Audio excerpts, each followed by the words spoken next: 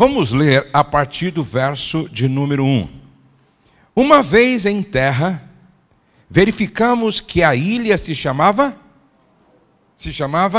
Malta. Os bárbaros trataram-nos com singular humanidade, porque acendendo uma fogueira, acolheram-nos a todos por causa da chuva que caía e por causa do frio. Tendo Paulo ajuntado e atirado à fogueira um feixe de gravetos, uma víbora, fugindo do calor, prendeu-se-lhe à mão. Quando os bárbaros viram a víbora pendente na mão dele, disseram uns aos outros: certamente este homem é assassino, porque, salvo do mar, a justiça não o deixa viver. Porém, ele, sacudindo o réptil no fogo, não sofreu mal nenhum. Mas eles esperavam que ele viesse a inchar ou a cair morto de repente. Mas depois de muito esperar, vendo que nenhum mal lhe sucedia, mudando de parecer, diziam ser ele um Deus. Quantos podem dizer amém? Amar e servir está sendo o tema destes dias aqui em nossa igreja. E esse texto que eu li tem tudo a ver com o nosso tema, mas eu gostaria de me deter aqui em alguns pontos que eu acho maravilhoso nesta passagem.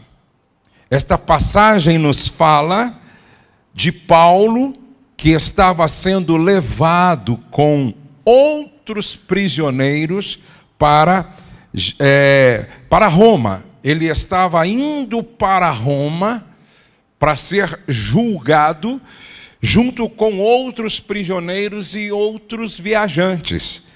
E o texto no capítulo 27 diz que o navio em que Paulo estava com centenas de outras pessoas naufragou.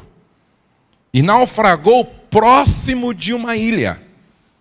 E eles conseguiram se salvar. Não perdeu ninguém, como Deus havia dito para Paulo. Perdeu-se tudo, o navio e tudo que estava no navio, mas as pessoas que viajavam, ninguém morreu, não perderam nenhuma pessoa. E era inverno, e o inverno naquela região era rigoroso, e estava uma noite chuvosa, e os moradores da ilha resolveram acolher aquela multidão de forma muito solidária. Então eles fizeram uma grande fogueira para que os náufragos pudessem se aquecer nesta fogueira. O apóstolo Paulo sempre foi muito, ele era muito proativo e solidário. E aqui, se você está escrevendo, eu gostaria que você escrevesse a seguinte frase: Paulo, vírgula, foi um presente que serve. Paulo foi, vírgula, Paulo, vírgula, foi um presente que serve. Diga, um presente que serve. Quando Paulo entra no navio, ele procurou ser sal dentro daquele navio, sal da terra dentro daquele navio. Ele procurou ser luz do mundo dentro daquele navio. Ele procurou ser porta-voz de Deus dentro daquele navio. Ele serviu, mesmo sendo um viajante que na verdade era prisioneiro que estava indo para Roma para ser julgado. Ele estava preso, estava indo como prisioneiro, mas ele foi bênção dentro daquele navio. Agora o navio naufraga porque não quiseram ouvir os conselhos de Paulo, e Paulo está agora com todos os outros na ilha chamada Malta, e ele quer cooperar, e ele quer ajudar, inclusive ele ora, Jesus cura, ele orienta. Nunca mais aquela ilha foi a mesma depois que Paulo passou por ali.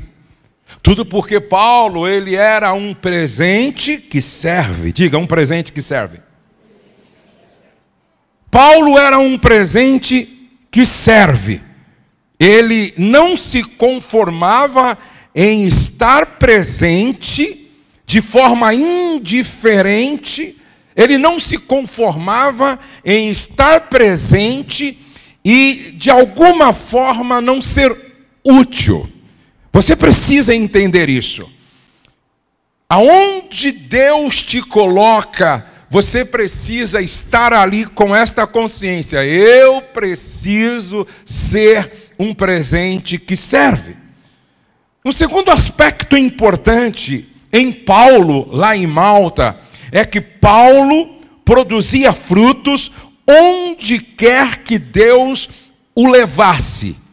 Paulo produzia frutos aonde quer que Deus o levasse. Para o apóstolo Paulo, não havia terra estéril quando era Deus quem estava o plantando.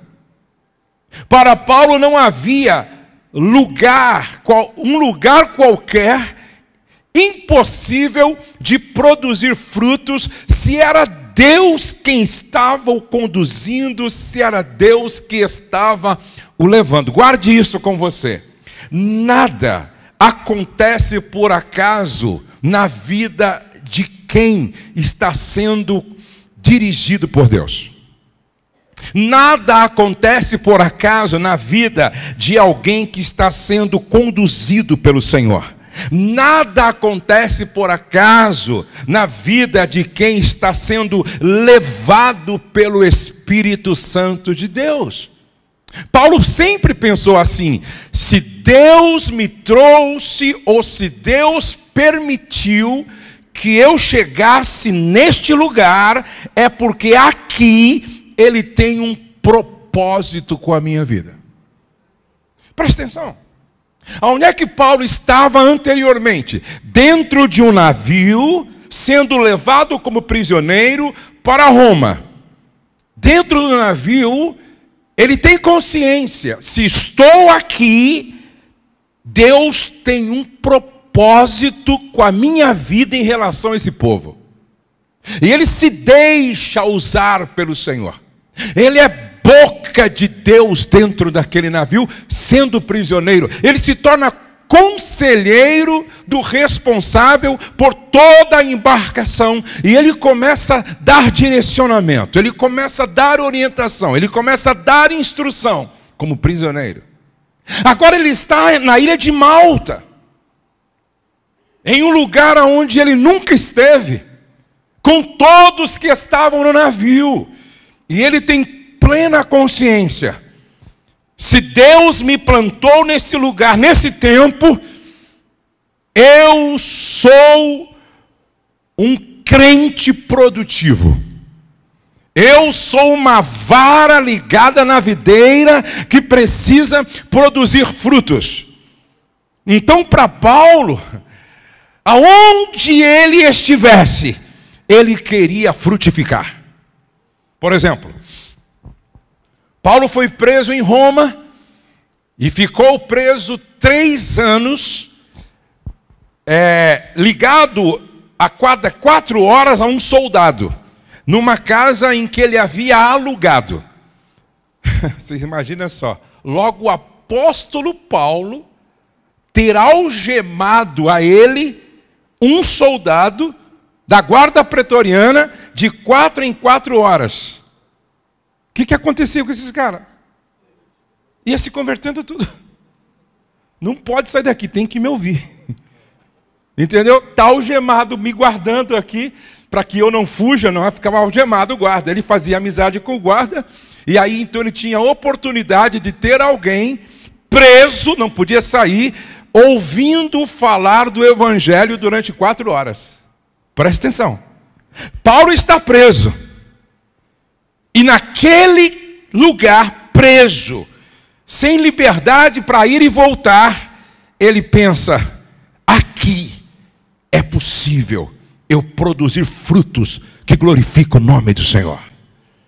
Se Deus permitiu que eu estivesse aqui, nesta casa que eu aluguei, preso e com soldados me guardando, é uma oportunidade extraordinária para eu plantar a semente do evangelho no coração destes homens. Como é que Paulo termina a carta aos Filipenses? Olha que coisa linda, gente. Ele termina assim, ó: os santos da casa de César vos saúda. Sabe o que ele estava dizendo? Os soldados da guarda pretoriana que trabalhava no palácio e que ficavam presos a mim de 4 em 4 horas, boa parte deles se converteram. Levaram o evangelho para a família, e não levaram o evangelho só para a família, levaram o evangelho para dentro do palácio de Nero, imperador. E Paulo agora fecha sua carta dizendo o quê? Os santos, aqueles guardas, os santos da casa do imperador, aonde aparentemente o evangelho não chegaria. Ele diz: os santos da casa de César vos saúda. Isso é coisa maravilhosa. Então, para Paulo não tinha lugar estéril, terreno estéril, quando era Deus quem estava o plantando, o levando. Você precisa entender, Deus colocou você naquela casa para você trabalhar, para que através da sua vida você produza frutos que glorificam o nome dele. A Bíblia diz que a casa toda de Potifar foi abençoada por causa do amor de Deus por José. Está escrito lá. Por causa de José, a casa de Potifar foi abençoada. Escute o que eu vou dizer para você. A ilha de Malta nunca mais foi a mesma depois que Paulo passou por lá. A casa de Potifar nunca mais foi a mesma depois que José passou por lá. Aqueles homens que passaram pela casa aonde Paulo estava preso, nunca mais a vida deles foi a mesma. E a minha pergunta é: por onde você passa, quais são as mudanças que acontecem? Aonde você trabalha, quais são as mudanças que você está provocando com a sua vida e com o evangelho que você carrega? Aonde você mora, quais são as mudanças que estão acontecendo? Já houve transformação no vizinho da esquerda? Já houve transformação no vizinho da direita? Já houve transformação no vizinho da frente? Já houve transformação no vizinho de trás? Lá onde você trabalha, quem você já levou a ter um encontro com Jesus? Para quem você já orou e houve uma cura que provocou transformação na família inteira? Preste atenção, Deus não nos coloca em alguns lugares sem um propósito. Deus não nos leva para alguns lugares sem um propósito. Deus não nos coloca dentro do carro de um Uber sem um propósito.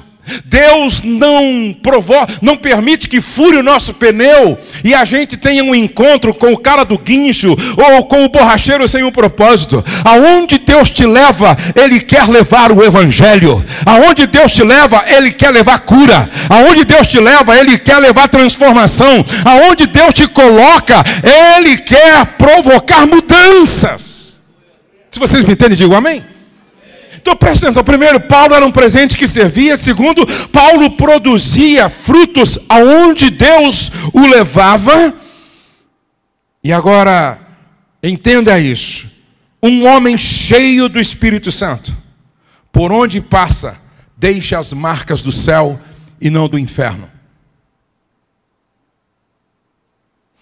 Um homem cheio do Espírito Santo, uma mulher cheia do Espírito Santo, por onde passa, deixa as marcas do céu. A ilha de Malta experimentou um avivamento com a passagem de Paulo por lá. Por onde você passa, fica as marcas de um avivamento? Ou da fofoca? Por onde você passa, fica as marcas de um avivamento ou da confusão? Porque tem gente que aonde chega, a confusão se instala. Um dia eu falei para alguém: você conseguiu colocar todos contra você? Você conseguiu que todos dissessem: eu não quero trabalhar com esta pessoa? Você conseguiu ser a causa do estresse no ambiente todo onde você trabalha? Você conseguiu? E você ainda acha que o problema é o outro? Você ainda acha que o problema são os outros? Se enxerga, irmão. Tem pessoas que, em vez de promover o avivamento, a manifestação da glória de Deus por onde passa, ela é a causadora das confusões no casamento, na família, na vizinhança. Conhece gente assim?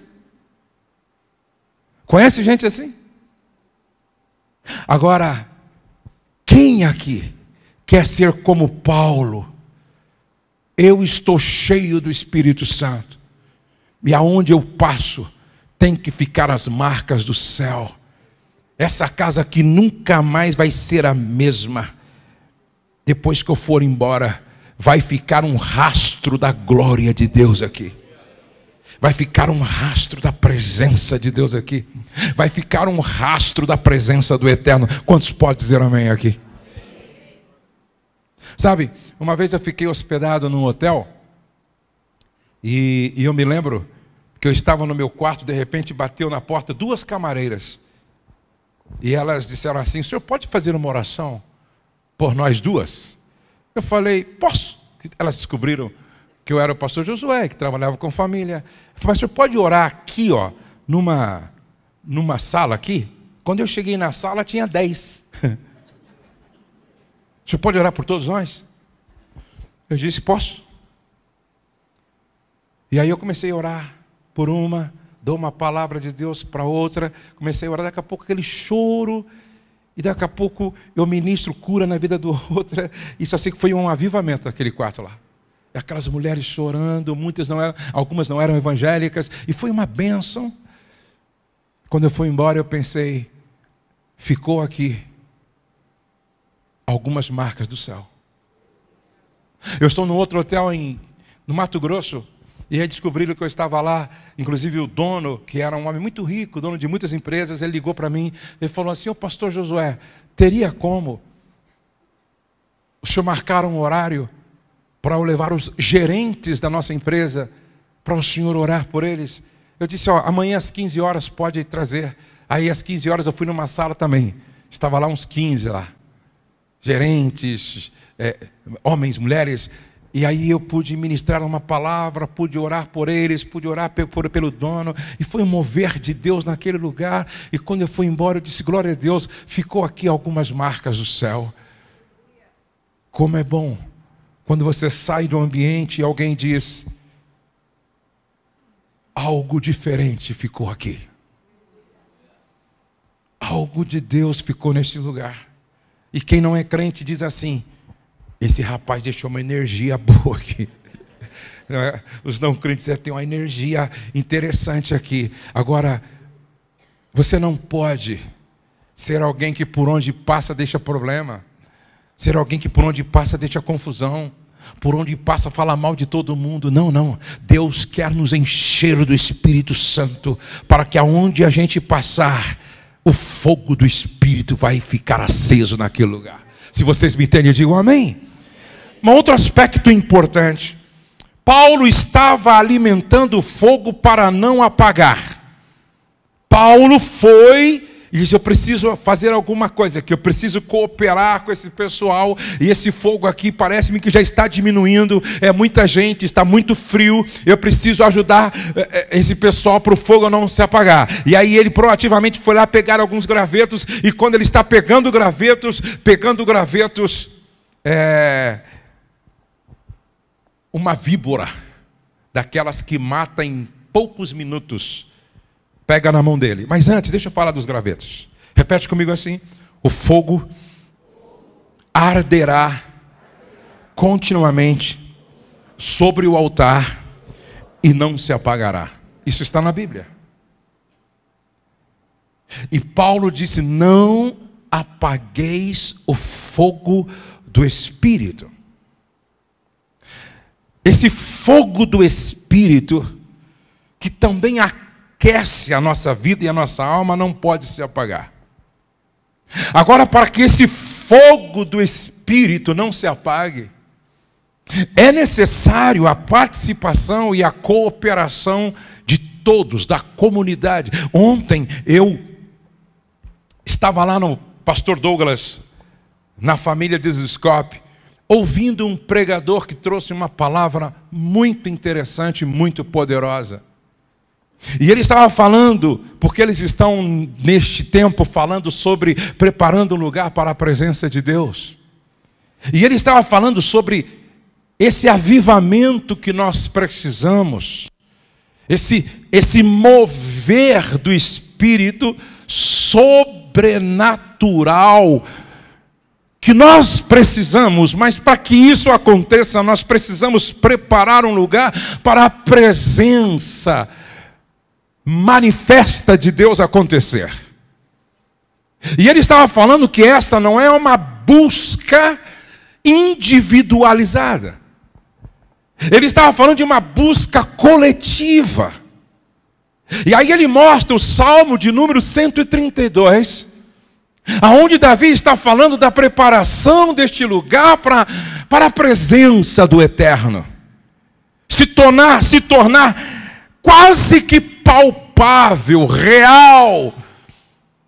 E aí ele me chamou a atenção, ou chamou nossa atenção para um detalhe. Davi está falando dessa preparação de um lugar para a presença de Deus estar.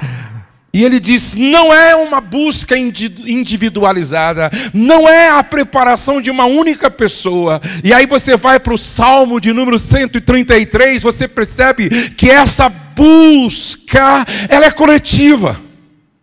Ó, quão bom e quão suave é que os irmãos vivam em união, porque é uma busca coletiva da comunidade, é todos buscando, todos participando, todos envolvidos, todos desejando, todos querendo. Ó, quão bom e quão suave é que os irmãos vivam em união. E como é que termina o Salmo 133? E ali o Senhor ordena a bênção e a vida para sempre. Amém, queridos? Quantos querem isso? Levante a sua mão e diga amém. Essa busca da presença, esse anseio pela manifestação da presença, esse querer a manifestação da glória de Deus. Paulo está dizendo: esse fogo não pode apagar, esse fogo não pode apagar. Então eu vou fazer alguma coisa para esse fogo não apagar. Eu não posso estar aqui, de braços cruzados, vendo o fogo apagar e não fazer nada. Proatividade, responsabilidade. Eu preciso fazer algo para esse fogo não apagar. Então eu vou pegar gravetos. Você precisa pegar os gravetos da oração, porque sem os gravetos da oração, esse fogo do Espírito se apaga. E quantas pessoas estão de braços cruzados, vendo o fogo se apagar, e parece que há um inconformismo anestesiando a própria alma. Paulo quer fazer algo, e se havia alguém que levava a sério os gravetos da oração, era Paulo, porque escrevendo aos Efésios ele diz: orando em todo tempo, orando em todo tempo, orando em todo tempo. Aos Tessalonicenses ele escreve: orai sem cessar. E é interessante que eu estava ouvindo ontem e hoje um livro sobre oração, aonde o autor diz que a ideia desse orar e sem cessar tem a ver com o que você faz incessantemente. Respirar. Você para de respirar. Porque se você parar, você morre. Pô. Ouvir. Você nunca para de ouvir. É incessante. É incessante. Sentir na pele. Você nunca para de sentir. Mesmo quando está dormindo, você sente. Se te queimar, você sente. Se te beliscar, você sente. É um ato incessante. Respirar. Ouvir. Sentir. Esse orar. Orai. E sem cessar, é mais do que dobrar o joelho em um momentozinho e dizer, Pai Nosso. É um estilo de vida.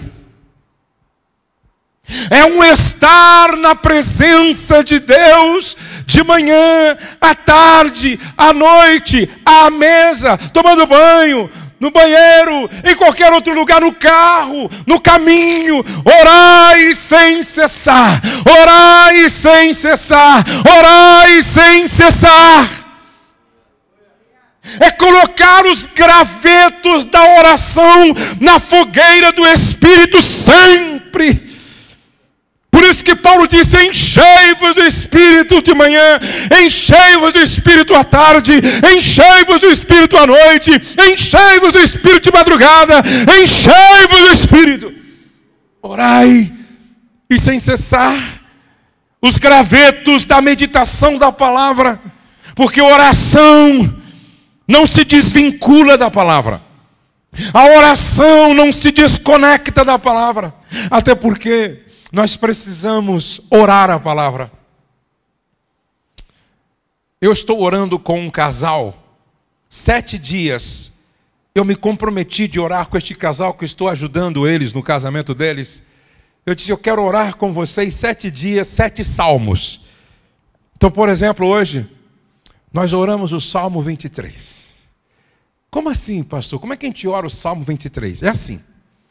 Você lê o Salmo, o Senhor é meu pastor, é o meu pastor, o Senhor é o meu pastor e nada me faltará. Deitar-me faz em verdes pastos, guia-me mansamente às águas tranquilas. Agora você vai orar o Salmo. Senhor, como é bom ser ovelha do teu pastoreio. Como é bom saber que o Senhor é o nosso pastor e nada nos faltará. Senhor, como é bom saber que como ovelha do seu pastoreio, nunca faltará pastos verdejantes, alimentação fresca, nutrição para o nosso coração. Guia-me pelas veredas da justiça, Senhor, continua guiando a minha vida.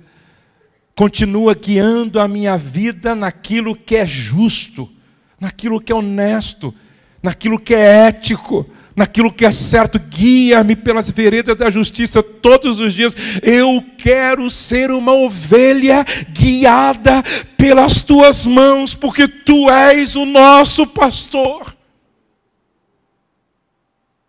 E como é bom quando você ora a palavra, porque quando você ora a palavra, você está orando aquilo que está no coração de Deus. Você está orando alinhado com a mente de Deus. Os gravetos da meditação da palavra não pode faltar na fogueira do Espírito. Aí nós temos os gravetos do jejum. A igreja primitiva jejuava. O povo judeu até hoje jejua. E nós precisamos praticar a disciplina do jejum, porque o jejum também faz com que essa fogueira do Espírito não se apague. Jejuar uma vez por semana. Nós estabelecemos lá no SOS, toda quarta-feira é o dia do nosso jejum. Os gravetos da ação social, da generosidade, da justiça social, porque na medida em que eu vou sendo generoso, solidário, praticando justiça social, eu vou mantendo também esta chama da fogueira do Espírito acesa. Mas é interessante que Paulo estava na ilha de Malta ajudando. Ele não quer que aquele fogo se apague. Ele visita casas e ele ora pelo pai de Públio, e o milagre acontece, e tantas outras curas vão acontecendo, e o que Paulo está fazendo ali naquela fogueira era só para ajudar, cooperar, contribuir, mas Paulo foi ferido quando ajudava pessoas. Guarde isso. Paulo foi ferido quando ajudava pessoas. Quem não quer ser machucado, não faça nada. Se torna imprestável. Se torna inútil. Toda vez que você se propõe a servir porque ama, você corre o risco de ser machucado. Você está no louvor, fazendo o seu melhor, corre o risco de ser machucado. Eu estou lá no SOS Casamento, eu e minha esposa, dando a nossa vida, muitas vezes chegando lá quinta-feira, saindo de lá no domingo à tarde, depois de atender tantas pessoas, que alguns nem veem que nós estamos atendendo, o que nós estamos falando, às vezes indo orar 3 horas da manhã para ver Deus fazer o sobrenatural. São coisas que a maioria das pessoas não veem, não sabem. E aí você ouve falar mal de você. Aí você ouve alguns comentários que estão fazendo que te machuca. É como uma víbora que prende na sua mão quando você está pegando gravetos para não deixar o fogo apagar.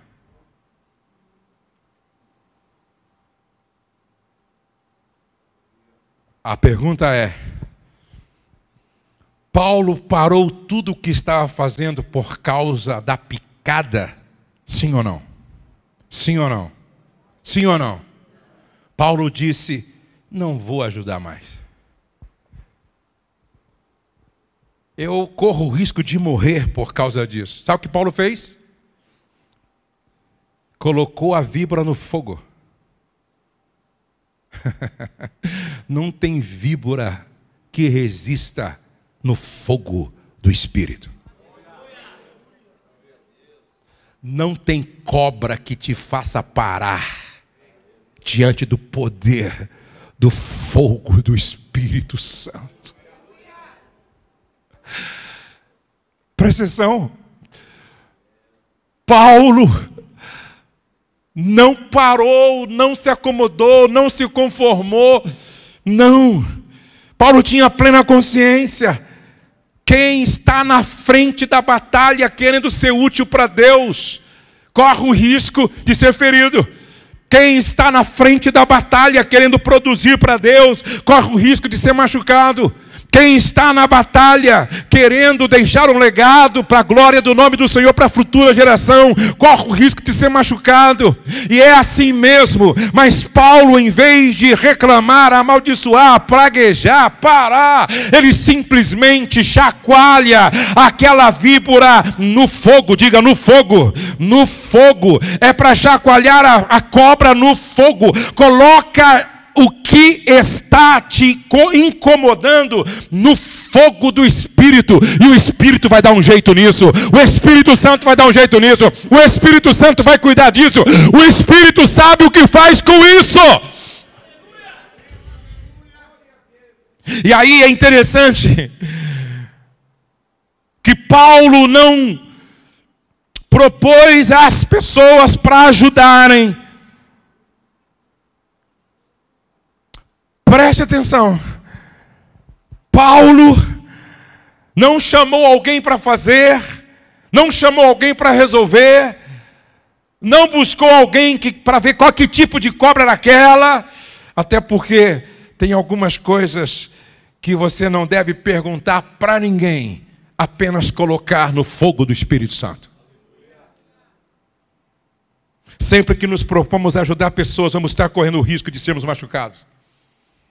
Aqueles que nada fazem não incomodam o diabo. Amados, prestem atenção. O diabo não está preocupado com quem não faz nada. Sabe aquele irmão que vem na igreja? Senta aí e vai embora, sem fazer absolutamente nada. Ainda vai reclamando que não gostou do louvor. Ainda vai reclamando que não gostou da pregação. Ainda vai reclamando que o culto terminou tarde demais. Ô infeliz, o que você veio fazer aqui? Você tinha que estar em outro lugar, pô. Aqui não é lugar para quem só vem receber e consumir. Aqui é lugar de gente que vem para oferecer algo para Deus. O que é que eu posso fazer para o fogo não apagar? O que eu posso fazer para essas cadeiras no próximo domingo estar ocupada? O que eu posso fazer para o culto de domingo que vem ser melhor ainda? O que eu posso fazer para que o louvor seja mais ungido ainda? O que eu posso fazer para o pregador pregar com mais autoridade ainda?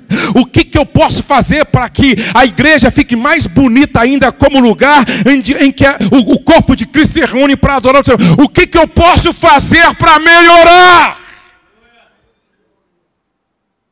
Pelo contrário, você não deveria estar aqui. Você deveria estar em outro lugar. Porque aqui é lugar de quem vem para oferecer gravetos para o fogo não apagar. Chacoalha o irmão aí e pergunta se você trouxe gravetos hoje, irmão. Que graveto você trouxe hoje para o fogo do Espírito não apagar? Que graveto você trouxe? Quanto tempo você passou lá em casa na presença de Deus orando pelo pregador? Quanto tempo você passou lá em casa na presença de Deus orando pelo louvor? Quanto tempo você passou lá em casa preparando a sua oferta, dizendo: eu quero cooperar com a obra do Senhor, porque eu quero colocar graveto nesta fogueira, para esta fogueira do Espírito não apagar, não apagar. Em vez de ficar falando mal dos adolescentes, quanto tempo você passou na presença de Deus para Deus colocar fogo no coração dos adolescentes que estão dando trabalho? Ei, acorda! Para atrapalhar já tem gente demais. A gente precisa de pessoas que querem pegar gravetos para não deixar o fogo do Espírito apagar. Assim, com muita autoridade. Olha nos olhos da pessoa, de 2 ou 3 pessoas próximas, diga assim: não seja a serpente dessa história.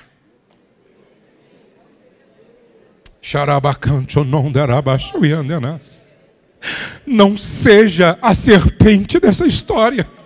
Não seja a serpente dessa história, porque a serpente quer fazer Paulo parar, a serpente quer fazer a obra parar, a serpente não quer que o milagre aconteça, mas seja o apóstolo Paulo dessa história, seja o apóstolo Paulo dessa história, seja o Aparabadaga. Se você tivesse entendido, você glorificava o nome do Senhor. Se você tivesse entendido, você aplaudia ao Senhor nesta noite. Se você tivesse entendido, você dava glória ao Senhor nesta noite. Aleluia! Agora você vai chacoalhar o ombro de pelo menos meia dúzia e vai dizer: seja o apóstolo Paulo dessa história, seja o apóstolo Paulo dessa história, seja o apóstolo Paulo dessa história, e diga: o fogo não vai apagar, a fogueira não vai apagar. Se depender de mim, esse fogo do Espírito não vai apagar, não vai apagar, não vai apagar, não vai apagar.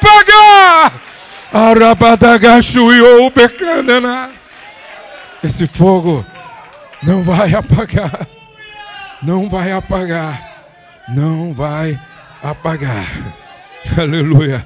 Dê liberdade ao Espírito, dê liberdade ao Espírito. Esse fogo está aceso aqui nesta noite. Esse fogo está aceso aqui nesta noite. Esse fogo está aceso aqui nesta noite. Esse fogo está aceso aqui nesta noite. Aleluia. Aleluia. Para que serve esse fogo do Espírito? Para iluminar o ambiente espiritual. Para que serve esse fogo do Espírito? Para aquecer os nossos corações. Para que serve o fogo do Espírito? Nos aproxima como membros do corpo de Cristo. Para que serve esse fogo do Espírito? Para nos dar autoridade para expulsar espíritos malignos do nosso meio. Para que serve esse fogo do Espírito? Para nos libertar daquilo que nos fere. Lembre-se, este fogo precisa ser alimentado. Vamos ficar de pé. Glória a Deus. Glória a Deus. O Espírito Santo quer se mover mais no nosso meio. O Espírito Santo quer arder mais no nosso meio. O Espírito Santo quer atuar mais no nosso meio. O Espírito Santo quer que nós estejamos mais envolvidos nessa obra que Ele está fazendo. Glória a Deus. Vamos ser profeta nessa noite. Diga para o irmão ao lado assim: a partir de hoje, por onde você passar, você vai deixar as marcas do céu. Quantos querem isso? Levante a sua mão assim, por favor. Glória a Deus.